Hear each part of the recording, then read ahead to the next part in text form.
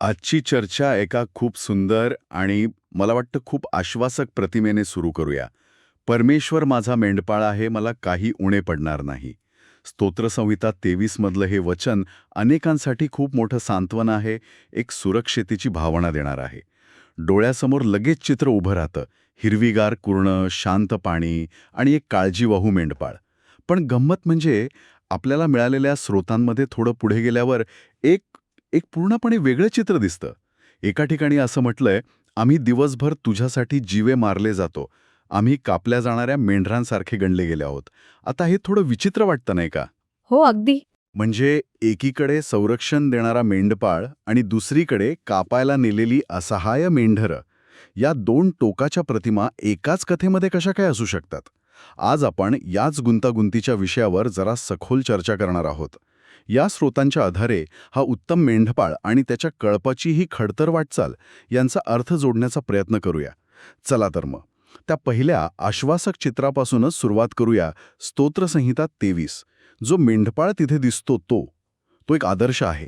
तो मेंढरांना हिरव्यागार कुरणांमध्ये बसवतो, शांत पाण्याच्या काठी नेतो आणि महत्त्वाचं म्हणजे मृत्यूछायेच्या दरीतून जातानाही तो काठी आणि आकडीने रक्षण करतो.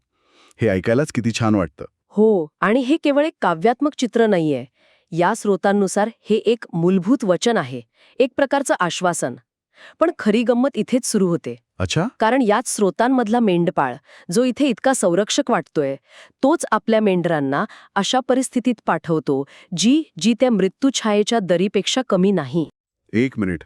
म्हणजे हाच मेंढपाळ आपल्या कळापाला स्वतःहून धोक्यात टाकतो. हो, हे तर त्या मूळ प्रतिमेच्या पूर्णपणे विरोधात आहे. अगदी बरोबर. मत्ताई 10 मध्ये येशू, जे स्वतःला उत्तम मेंढपाळ म्हणतात, ते आपल्या अनुयायांना काय सांगतात पहा.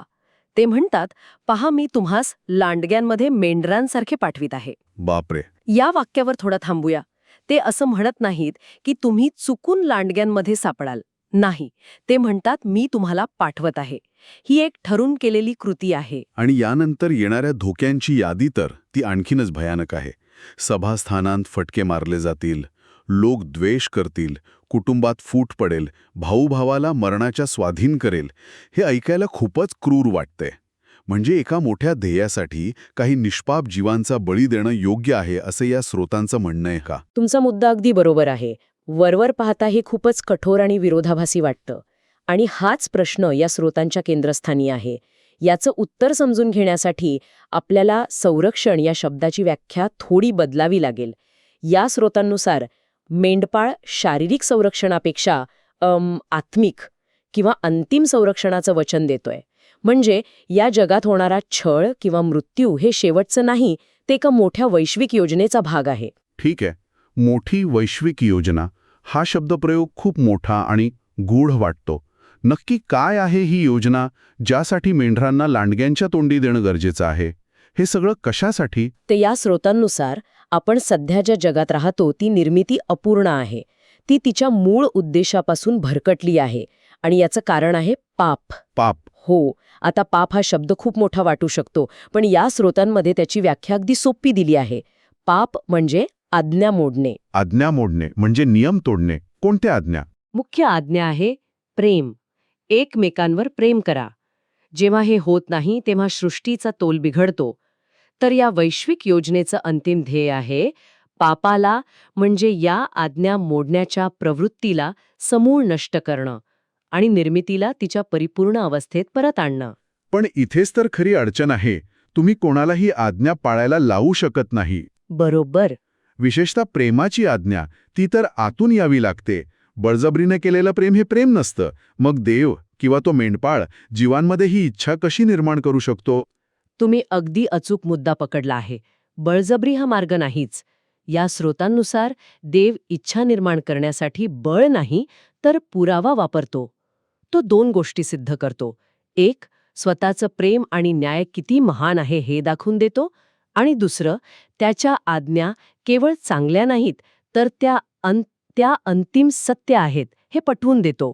आज्ञा अंतिम सत्य आहेत हे पटवून देणं, याचा नेमका अर्थ काय होतो? याचा साधा अर्थ असा आहे की देवाचे नियम इतके मौल्यवान आहेत की लोक त्यासाठी मरायलाही तयार होतात.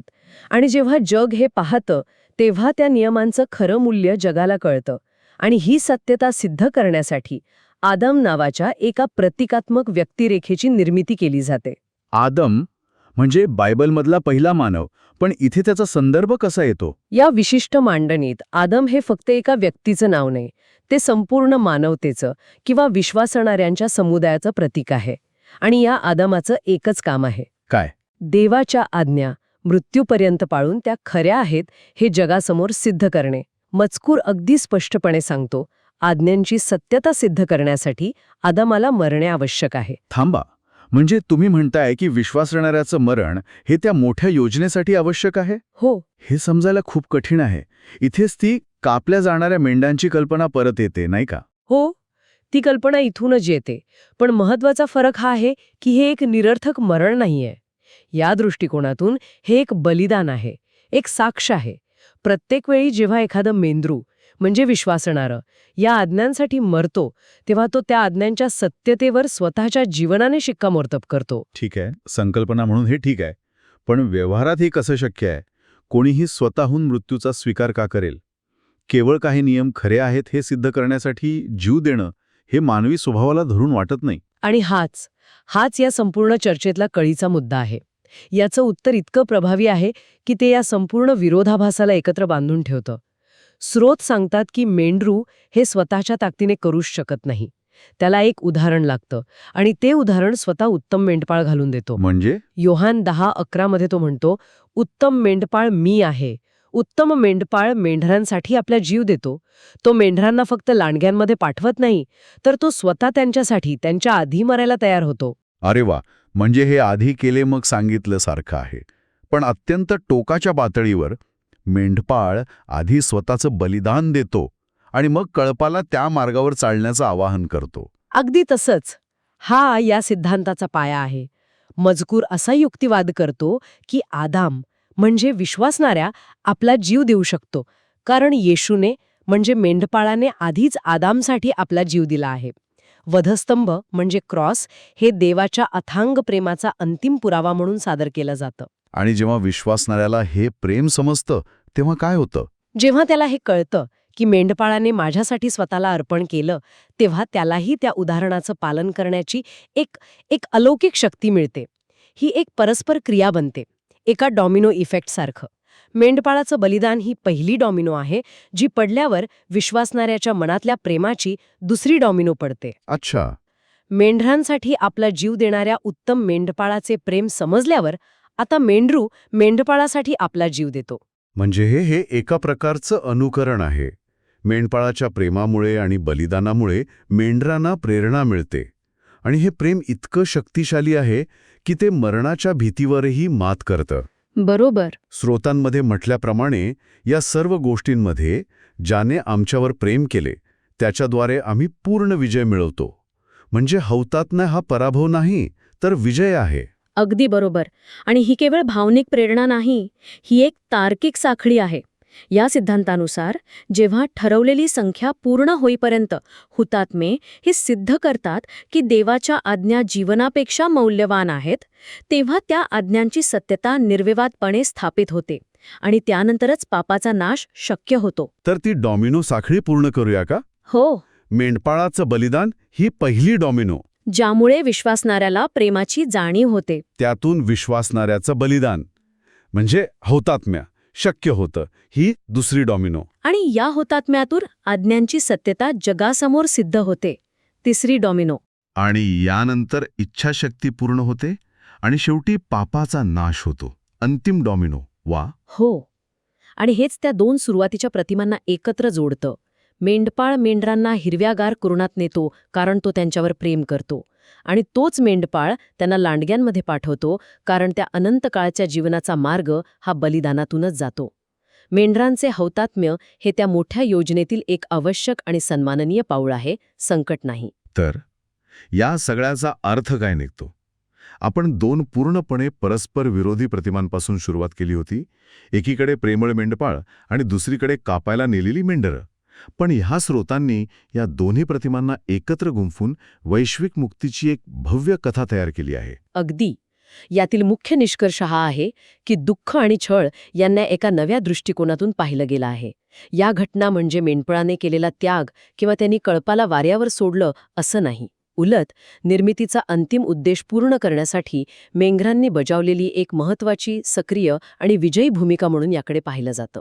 आणि ही भूमिका केवळ मेंढपाळाच्या स्वतःच्या बलिदानामुळे शक्य होते. तो मार्ग दाखवतो आणि मेंढरं त्यावर चालतात. बरोबर. पण या सगळ्या चर्चेत एक शेवटचा मुद्दा माझ्या मनात घोळतोय. कोणता? त्या डॉमिनो साखळीत एक टप्पा होता इच्छाशक्ती पूर्ण होणे. स्रोत सांगतात की जेव्हा अज्ञांची सत्यता पूर्णपणे सिद्ध होते तेव्हा सृष्टीतील जीवांची इच्छाशक्ती पूर्ण होते. हा एक खूप विचार करायला लावणारा मुद्दा आहे. इच्छाशक्ती पूर्ण होणे याचा नक्की अर्थ काय? हा एक खोल तात्विक प्रश्न आहे. याची एक संभाव्य व्याख्या अशी करता येईल की जेव्हा प्रेम आणि सत्य इतक्या प्रखरतेने सिद्ध होतं की त्याविरुद्ध जाणं म्हणजे आज्ञा मोडणं हे केवळ चुकीचं नाही तर अतार्किक आणि अशक्य होऊन बसतं. उदाहरणार्थ, समजा आपल्याला माहीत आहे की आगीला हात लावल्यास तो भाजतो. हे सत्य इतकं सिद्ध झालं आहे की आपल्याला आगीला स्पर्श करण्याची इच्छाच होत नाही. आपली इच्छाशक्ती त्या सत्याशी एकरूप झाली आहे. पण इथे एक अडचण आहे. जर चुकीचा पर्याय निवडणं अशक्यच झालं तर त्याला खऱ्या अर्थाने स्वतंत्र इच्छाशक्ती म्हणता येईल का? की मग सगळेजण एका चांगुलपणाच्या प्रोग्रॅमिंगमध्ये अडकलेले रोबोट बनतील? आपली निवड करण्याची क्षमता मग ती चुकीची का असेना, हेच तर महत्वाचं आहे, नाही का? आणि हाच तो अंतिम प्रश्न आहे ज्याचं उत्तर हे स्रोत आपल्यावर सोडून देतात. ती अंतिम परिपूर्ण अवस्था अशी आहे का जिथे आपण इतके सत्याशी आणि प्रेमाशी एकरूप होतो की वाईट निवडण्याचा पर्यायच अर्थहीन ठरतो? की ती अशी अवस्था आहे जिथे आपल्याकडे पर्याय असूनही आपण प्रत्येक वेळी स्वेच्छेने आणि आनंदाने चांगल्याचीच निवड करतो? इच्छाशक्ती पूर्ण होणं म्हणजे तिचं स्वातंत्र्य गमावणं आहे की तिच्या स्वातंत्र्याचा तो सर्वोच्च आविष्कार आहे? यावर विचार करत राहणं हेच या चर्चेचं खरं सार आहे असं वाटतं.